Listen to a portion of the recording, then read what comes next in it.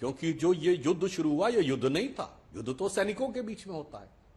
निहत्थे लोगों को डिफरेंशिएट करके उनके ऊपर गोली चलाना, जो भी दिखाया गया, मेज के नीचे छुपे लोगों से मेज हटा के सर पे रख के गोली मारना, ये युद्ध है क्या? और दूसरी बात, भारत के मुसलमानों का फिलिस्तीन से क्या लेना देना? तो मेरी समझ से बाहर है। इस्लामिक वर्ल्ड में दो धड़े हैं। एक है टर्की, जिसकी खलीफत 100 साल पहले चली गई थी फर्स्ट वर्ल्ड वॉर के बाद। उसके बाद उसके दिल में छटपटाहट है कि इस्लामिक वर्ल्ड की लीडरशिप जो मेरे हाथ से चली गई थी वो कहां है। दूसरी तरफ हमास है, जो मिडिवल एज में पड़ा रहना चाहता है। वो सर काट दो, गला काट दो, सर पे रख के गोली मार दो, हम साहब उस जुनून के द्वारा चलना चाहते हैं।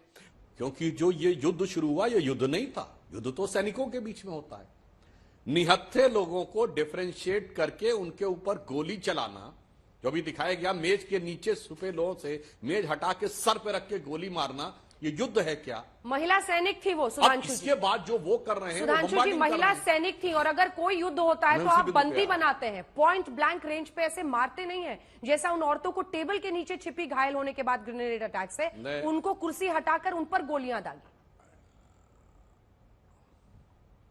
मैं इसी पॉइंट पे आ रहा हूं। 1905 में वियना कन्वेंशन में कम्बेटेंट और नॉन कम्बेटेंट और सरेंडर के रूल्स को ले डाउन किया गया था कि विश्व में युद्ध होंगे तो उनमें किन नियमों का पालन किया जाएगा। और उसके बाद जो हो रहा है, मैं यहां पे एक बात करना चाह रहा हूं, निश्चित रूप से बहुत सारे निहत्थे और बेगुनाह लोग उस बमबारी में भी मारे जा रहे हैं, पर कम से कम बेगुनाह निहत्थे को टारगेट करके तो गोली नहीं मारी जा रही है ना। उसको टारगेट करके उसके घर पे तो नहीं गिराया जा रहा है। अब यहां पे बात यह है, इंपॉर्टेंट बात यह है कि जो मैंने पहले भी कहा है, यह लड़ाई मुसलमान बनाम यहूदी की नहीं है। इस्लामिक वर्ल्ड में दो धड़े हैं। एक है टर्की, जिसकी खलीफत 100 साल पहले चली गई थी फर्स्ट वर्ल्ड वॉर के बाद। उसके बाद उसके दिल में छटपटाहट है कि इस्लामिक वर्ल्ड की लीडरशिप जो मेरे हाथ से चली गई थी वो कहां है। दूसरा है ईरान। ईरान शिया है, यहां पे तो शिया सुन्नी आपस में करते रहेंगे, और उसकी सुन्नी होने के कारण सऊदी अरब के साथ एक प्रतिद्वंदता है।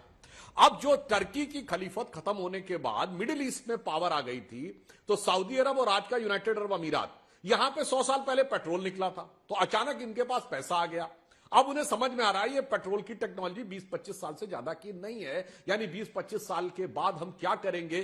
तो वो डेवलपमेंट के नए रास्ते पे चलना चाह रहे हैं, वो भविष्य की चुनौतियों को समझ रहे हैं। इसलिए यूनाइटेड अरब अमीरात और सऊदी अरब भारत और यूरोप के साथ इकोनॉमिक कॉरिडोर बनाने की बात कर रहे हैं।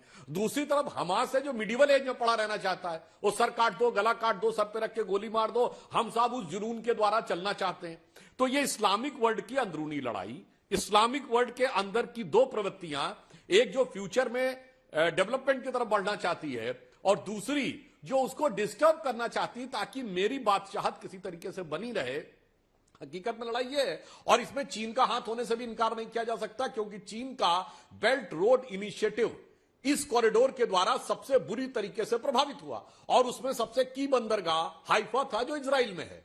तो अगर देखें तो इस मामले में मजहबी से ज्यादा इकोनॉमिकल एंगल है, मगर मुझे समझ में नहीं आता है। और दूसरी बात, भारत के मुसलमानों का फिलिस्तीन से क्या लेना देना, तो मेरी समझ से बाहर है।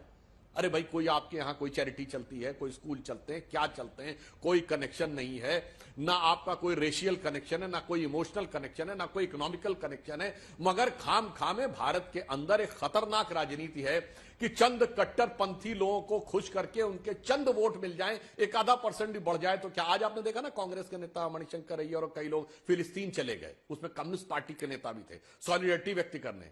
अंजना जी, इतना हास्यास्पद लगता है, एक मुस्लिम कंट्री बता दे जहां कम्युनिस्ट पार्टी बैंड ना हो। बैंड अगर कह दो कम्युनिस्ट पार्टी के मेंबर जेल में डाल दिए जाए, और जाके वहां सॉलिडरिटी दिखा रहे हैं उनके साथ। तो समझ से ही परे है कि मेरे भाई आप क्या करना चाह रहे हो। मतलब जिसे कहते हैं 100 जूते खाएं तमाशा फिर भी देखें।